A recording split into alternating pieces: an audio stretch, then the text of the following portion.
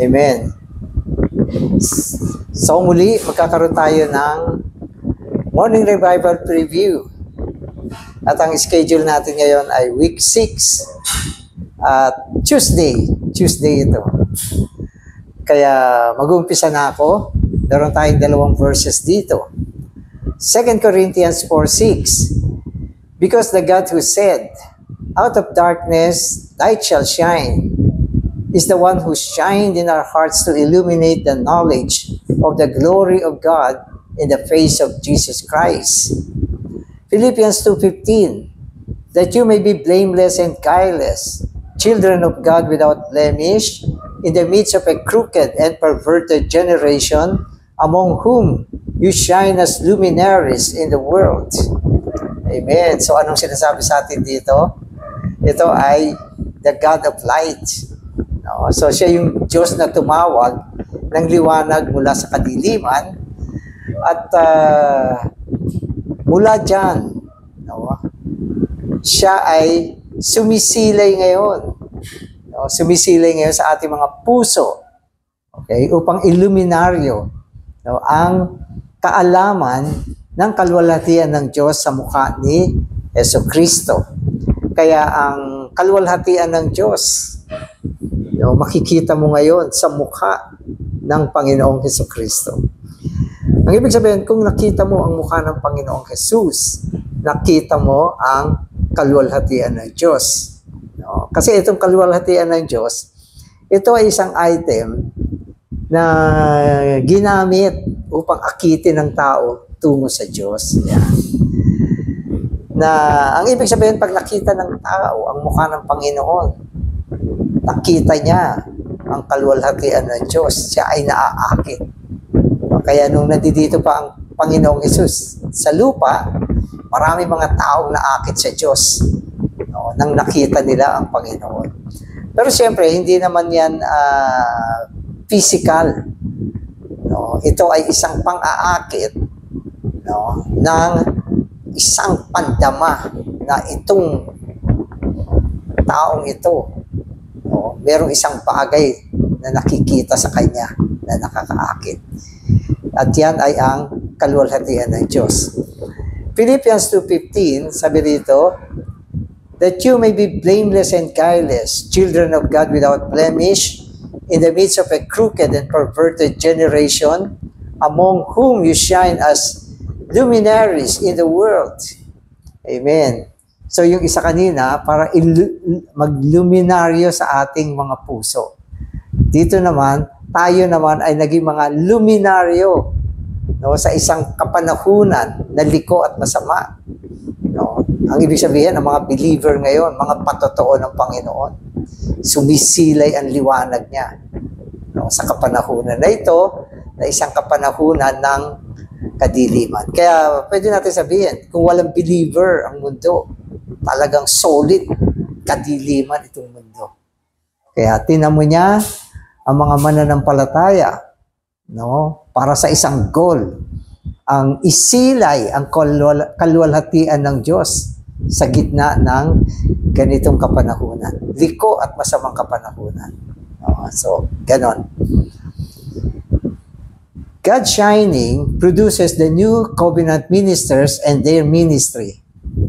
So, yung mga ministro, mga tagapaghain ngayon, no, na merong ministeryo, ay naibunga, no, ng pagsilay, no, ng bagong tipang ekonomiya ng Diyos. Amen. There is a comparison between the glory of the apostolic ministry of the gospel and that of the Mosaic ministry of the law. O, sige, tingnan natin. So dito, may comparison.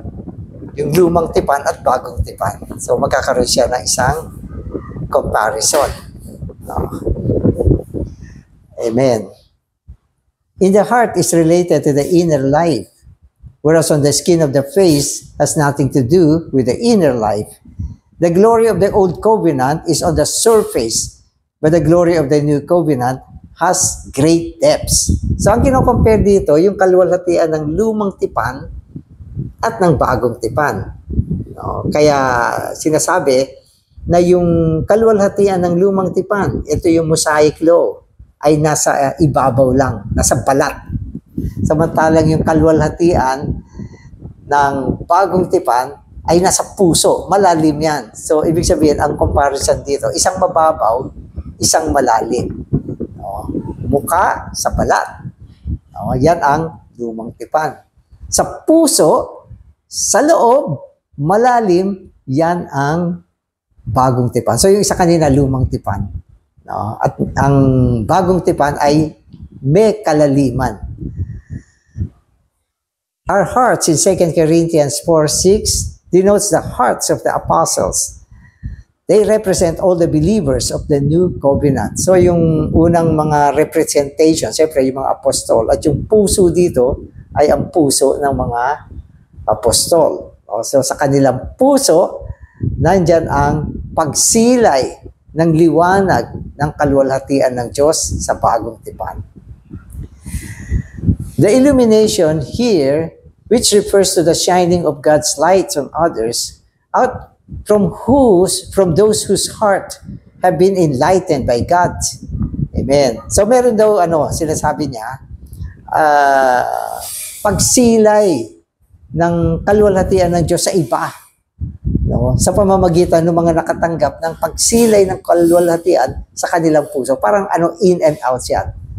Natanggap mo ang pagsilay o pagsilay ng liwanag ng kaluwalhatian ng Diyos tungo sa iyong puso. Bagong tipan to.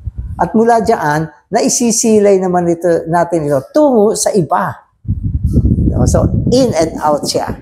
No? So, yun yung sinasabi rito. Okay. Amen.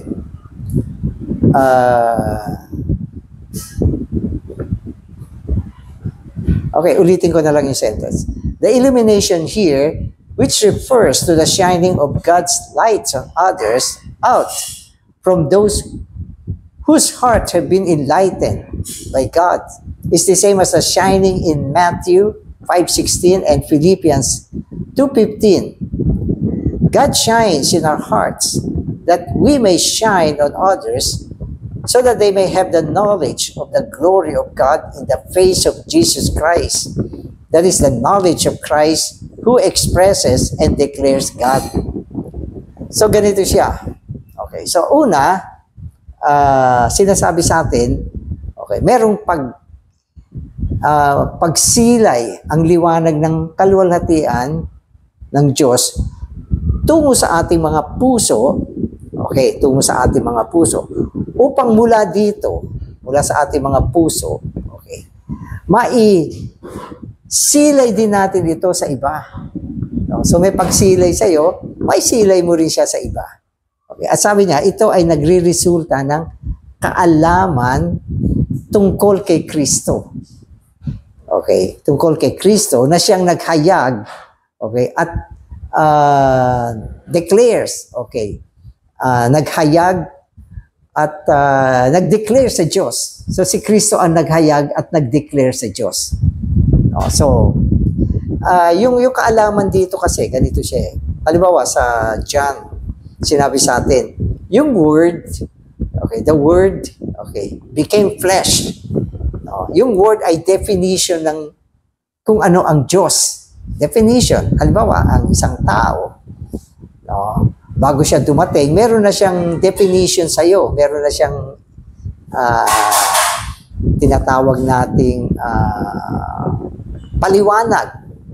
Okay, description. Okay, may description siya. O, matangkad siya, mata niya, singkit. A lot of description.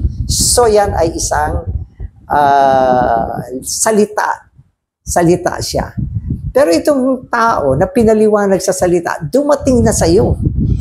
Hindi mo na kailangan ng salita. Ang iyong kaalaman ay nanggaling sa pagkakita mo sa Kanya. So, yun ang ibig sabihin nito. Kaya, okay, pakinggan niyo ulit.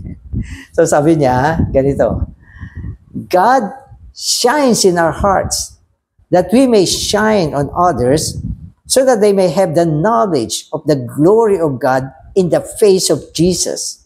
That is the knowledge of Christ who expresses and declares God. So si Kristo, okay, si Kristo, siya ang definition ng Diyos na buhay na hindi nakikita. Kapag siya ay nakita mo, naiintindihan mo ang Diyos, na ipapahayag ang Diyos, na ipapaliwanag ang Diyos, hindi sa letra, kundi sa isang buhay na persona. So yan yung klase ng knowledge na sinasabi rito. Hindi katulad sa lumang tipan, yung kautusan, ay letra talaga siya. No, bagamat ang lumang tipan, sinasabi natin, ay testimony ng Diyos, pero ito ay sa paraan ng letra. So yun, ang ibig sabihin. Makikilala mo yung Diyos sa lumang tipan sa pamamagitan ng titik, sa pamamagitan ng mga commandments. Ay, ito, ayaw niya, pinagbabawal niya. So nakikilala mo kung anong uri ng Diyos. Pero nung dumating si Kristo, na siyang larawan ng buhay na Diyos, walang kailangang letra. Magkakaroon ka ng kaalaman sa Diyos sa pamamagitan ng pagkakita mo kay Kristo. No? Nakita mo ang kanyang mukha, no? At siya ay naihayag sa iyo, no? Kilala mo na ang Diyos. So yan yung knowledge na binabanggit dito. Amen. Okay, so today's reading. The face of Jesus, the face of Jesus is in comparison with the face of Moses. Ang pinambing naman dito, yung mukha ng Panginoon at mukha ni Moses. Siyempre, walang ano yan. Walang match yan. Hindi match. Pero kailangan i-compare natin. The glory of the gospel shines in the face of the one. So, si Kristo yan. Okay. The glory of the gospel shine in the face of the one. Si Kristo yan. Through whom grace and reality came. So, etong isang ito, nagdala ng biyaya at realidad. Realidad ng Diyos sa atin. Kaya, walang comparison eh. Ang dinala niya sa atin, biyaya, taas at realidad ng Diyos. Dinala yan ng Panginoon. Okay. Issuing in righteousness and life. Kaya ito ay nagbunga ng katwiran at buhay. Ito yung nadala sa atin. Katwiran at buhay. Ang ibig sabihin ng katwiran at buhay, salvation itong dinala niya sa atin. No? Kaya, yan yung, yung dinala ng Panginoong Hesus sa atin. Ito naman. The glory of the law shone in the face of Moses, through whom the law was given. Yung glory ni Moses, nanggaling siya dahil binigay yung kautusan sa kanya. Yun ang kalwalhatian na meron siya. Natanggap niya yung law. So, ano yung natanggap niya? Law. Sa Panginoon, ano natanggap natin? Grace. Di ba? Life. At anong meron dyan? Naaring matwid tayo at nagtamo tayo ng buhay ng Diyos. Yan yung napala natin. Yan ay salvation. So ito naman, si Moses, ano naman ang kanya natanggap? Ang natanggap niya ay law, kautusan. Yun na natanggap niya. Okay, yun ang binigay sa kanya. Resulting in condemnation and death.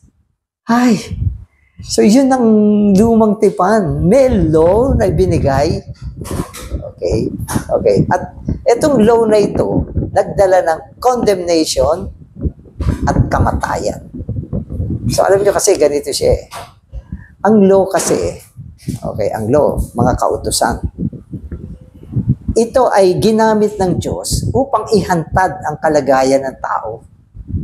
Kung walang law, hindi natin malalaman na tayo pala ay makasalanan. Sa pamamagitan ng kautusan, hinantad niya ang kasalanan ng tao. Kaya ano meron dyan? Kukundinahin ng law yung tao. At dahil diyan, siya ay makakatulad ng kamatayan. So yun yung kautusan. Tanggalin mo na yan. Nakakatakot. Alam nyo kasi dito sa mundo ganito Alam nyo, yung mga kriminal, ang kanilang nilalabag ay ang batas. Kung walang batas, wala sila nilalabag. Kaya ayaw nila ng batas. Pero yan ay binigay ng Diyos, no? At makikita natin ang comparison at ang kaibahan. Ito. The shining of God in our hearts is to illuminate us that we may know not the glory on Moses' face, but the glory in Christ's face. Amen. So yan yung pinapakilala sa atin. No? Kanyang isinisilay sa ating mga puso, okay, ang kaluwalhatian ng Diyos upang madala tayo sa mukha ng Panginoon. No? Na siyang tunay, no, na pinanggagalingan ng kaluwalhatian ng Diyos. Hindi sa mukha ni Moses, no, kundi sa mukha ni Kristo. No? Alam nyo kasi, pag nasa spirit ka, nakikita mo talaga yung mukha ng Panginoon. No? At talagang meron siyang kaluwalhatian. No? Kaya ang fellowship natin, dapat umaabot na nakikita mo yung mukha ng Panginoon. Pag yung fellowship mo sa Panginoon, hindi mo naabot yan, medyo mahina. Kaya huwag kang magmadali. Bukas ng umaga, pumunta ka sa Panginoon. Mag-fellowship ka ng Panginoon. Gusto kita makita. Sapagkat kung nakita ko ang kaluwalhatian ng Diyos. Yun ang gusto ko. Amen. Amen. It is to enlighten us. Laging sinuulit yun. It is to enlighten us. Para bigyan tayo ng liwanag. So that we may know not the law of Moses of the Old Testament. Not the law of Moses. No, not the law of Moses. Naalala ko sa religion. Ang tinuturo dyan yung mga kautusan. Papamemorize pa sa'yo. Pipilitin kang gawin mo yan. Di ba? Yan ang religion. No?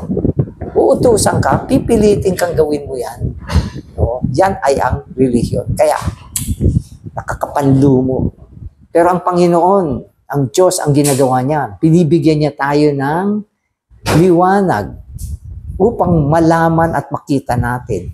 Hindi ang mga kautusan. Hindi yan. Kundi ang ebanghelyo ni Kristo ng bagong tipan. So, dyan tayo dinadala. Sa ebanghelyo ni Kristo, kahapon sinabi natin yung ebanghelyo, living person yan. Hindi lang good news yan.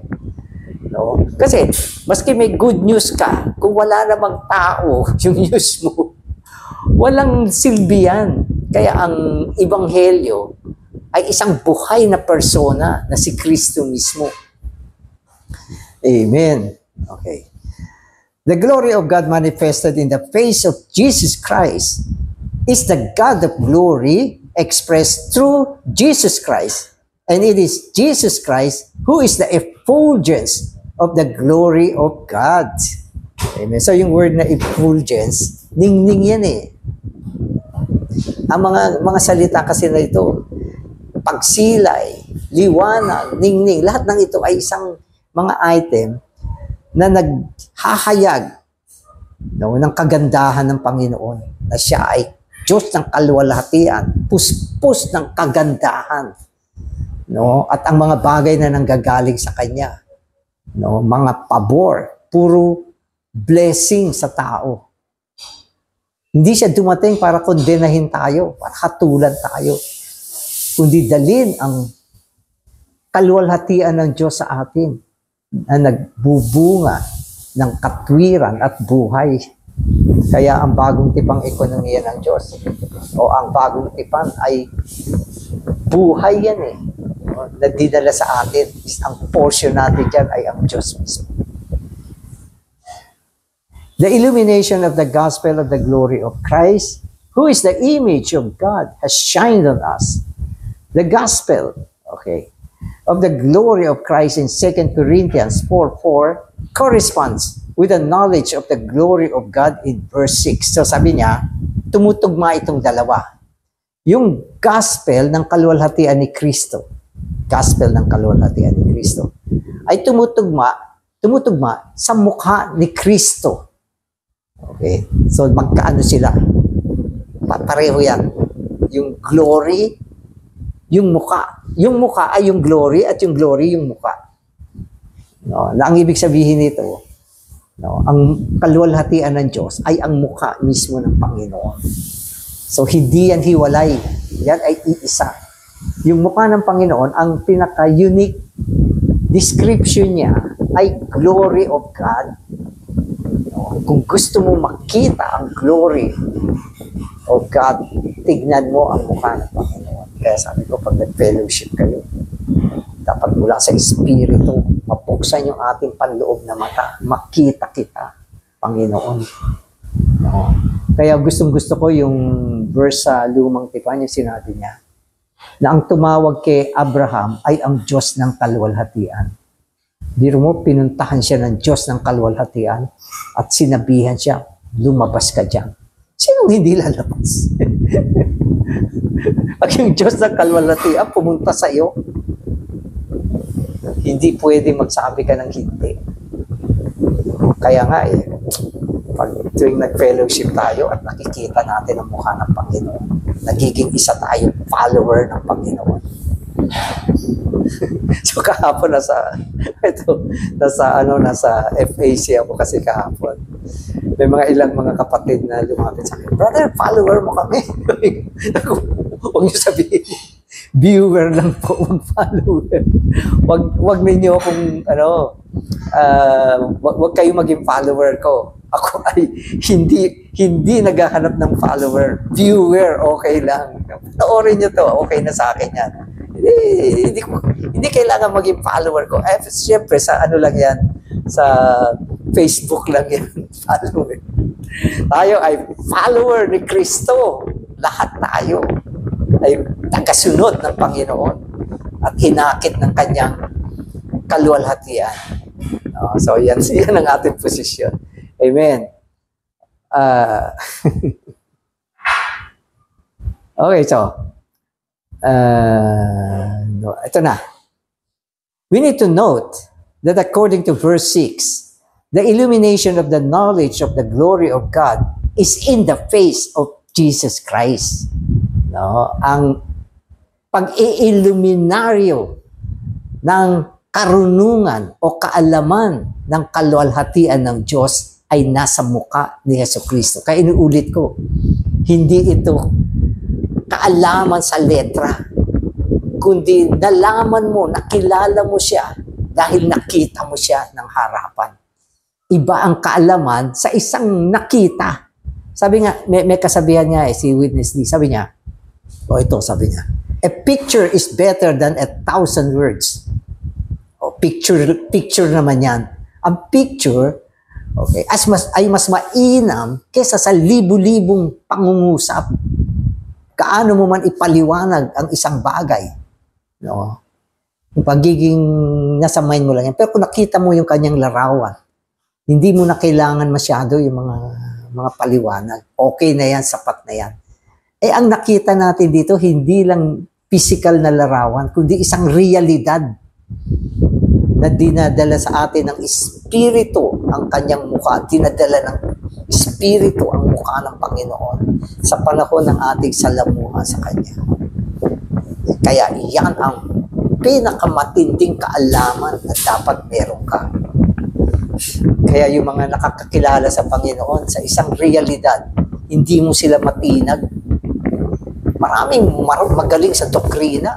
Dami, alam. Ulo, laki. Daming alam. Pero wala. Ang daling bumaksak, malambot, mahina, walang tibay. Pero yung mga nakakita sa Panginoon, nakita niya ang Panginoon, nakita niya ang kaluwalhatian ng Panginoon.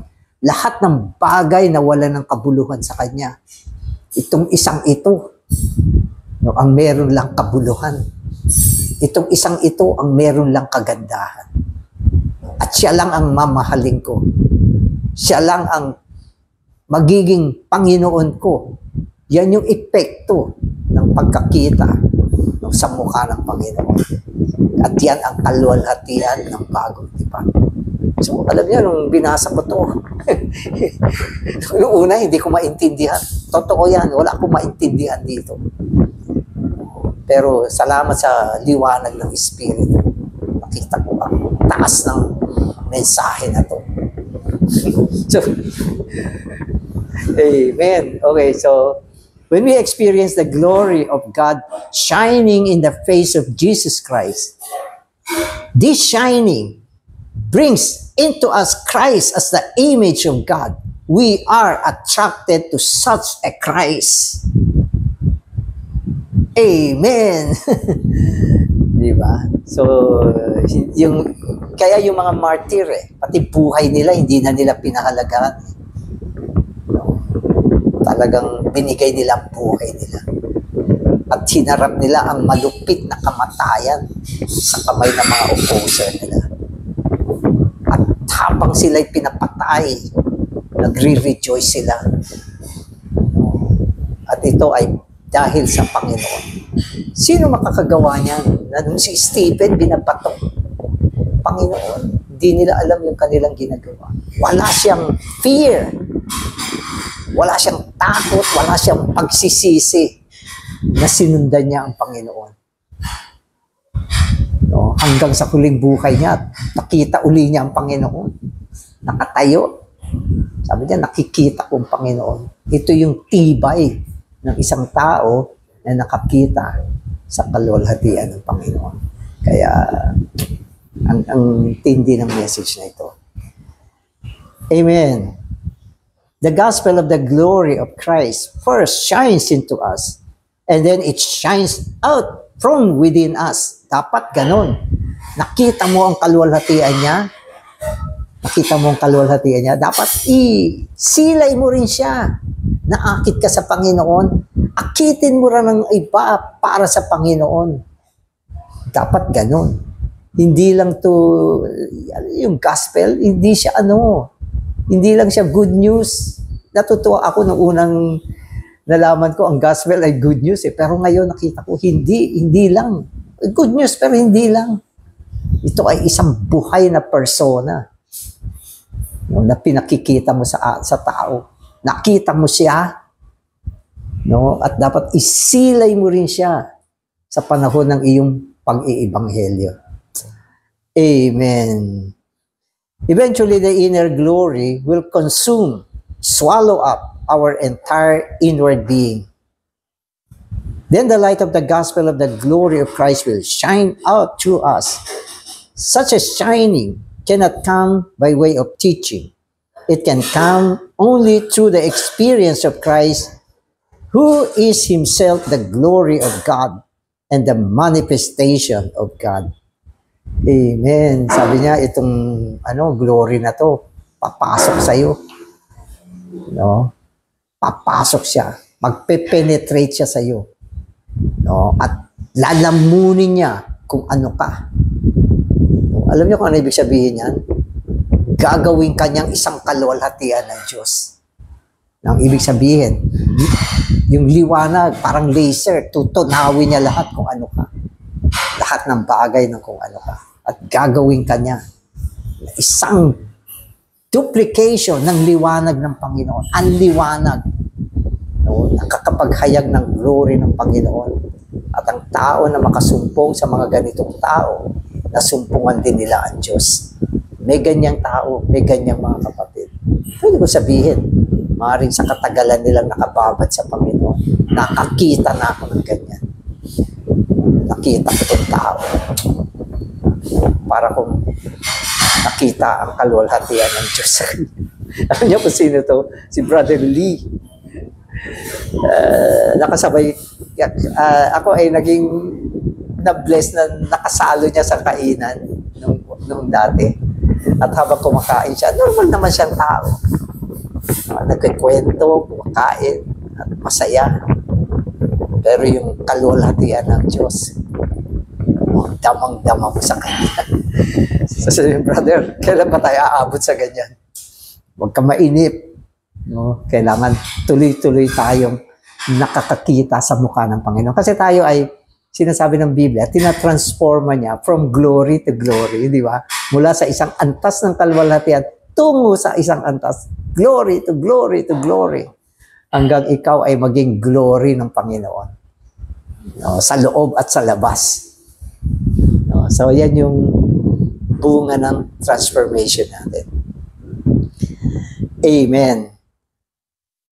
So, We praise the Lord that Christ has shone into the depths of our being, that now He is shining within us, and that He will shine throughout our inward being. So, maaari ngayon, meron naman eh. So, pwedeng hindi ganyan kalakas, pero meron yan. Lahat ng mga believer, may Kristo sa loob, may kaluwalhatian ni Kristo, no? At merong pagsilay ng kaluwalhatian ng Diyos. Yan ang meron tayo, na wala ang mga unbeliever. So, hindi tayo nagmamalaki na marami tayong alam. Pero kahit paano, pwede natin sabihin, meron tayong kaluwalhatian ng Diyos. So, yan ang meron tayo. No? At ito ay lumalakas, tumitindi, okay? At nagiging mas matinding liwanag at sa darating na panahon. As we are under such a shining, Christ saturates us with Himself, and we enjoy the sweetness of Christ living in us to be our life and our person. So, maganda itong MR natin, i-enjoy nyo bukas. No? So, amen. Praise the Lord. Panginoon, salamat sa iyong kaluwalhatian na dinala mo tungo sa aming mga puso upang mula dito maisilay ka rin namin. Panginoon, ikaw ang kaluwalhatian ng Diyos at ito ay naihayag sa iyong mukha. Dalhin mo kami sa pamamagitan ng Espiritu na makita ka araw-araw, Panginoon, upang kami patuloy na maakit sa iyo. Mahalin ka, paglingkuran ka, Panginoon, at tumayo bilang isang tapat na tagapaglingkod mo. Amen.